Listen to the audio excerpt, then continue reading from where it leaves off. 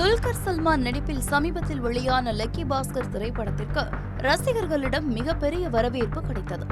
இந்த படத்தில் தான் வேலை பார்க்கும் வங்கியின் பணத்தை திருடி ஷேர் மார்க்கெட்டில் போட்டு கோடிகளில் சம்பாதிப்பார் துல்கர் சல்மான். இது என்னடா பிரமாதம் என்பதாக சென்னையில் ஹவுஸ் வைஃபாக இருக்கும் பெண்களை டார்கெட் செய்து கோடிகளை சுருட்டியுள்ளார் ஆகாஷ் என்ற மணிகண்டன். சென்னை பழைய வண்ணாரப்பேட்டை பகுதியை சேர்ந்த ராணி உட்பட பெண்கள் பலர் காவல் ஆணையர் அலுவலகத்தில் புகார் கொடுத்துள்ளனர்.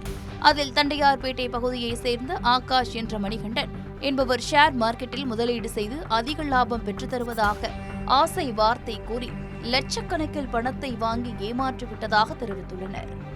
வீட்டில் இருக்கும் பெண்களை மட்டுமே டார்கெட் செய்யும் ஆகாஷ் அவர்களிடம் 1 லட்சம் கொடுத்தால் ஒரு வாரத்தில் 1,10,000 தருவதாக ஆசையை தூண்டியுள்ளார்.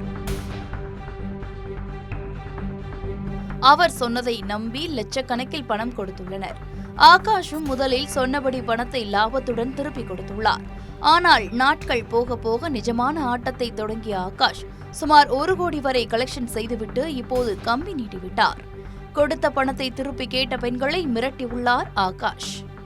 காவல் ஆணையர் அலுவலகத்தில் புகார் கொடுத்த பெண்கள் பணத்தை கொடுத்ததற்கான ஆதாரங்கள், பணத்தை ஏமாற்றிய ஆகாஷ் பேசிய செல்போன் உரையாடல் ஆகியவற்றையும் வெளியிட்டுள்ளனர். லக்கி பாஸ்கர் படபாணியில் நடைபெற்றுள்ள இந்த சம்பவம் பொதுமக்களை அதிர வைத்துள்ளது.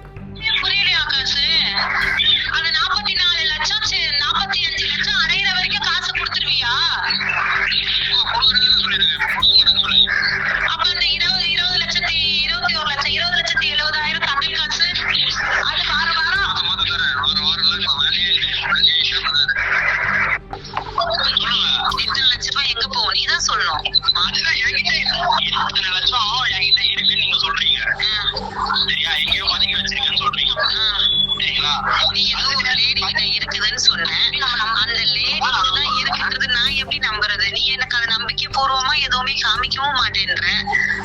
அப்ப பரவாயில்ல,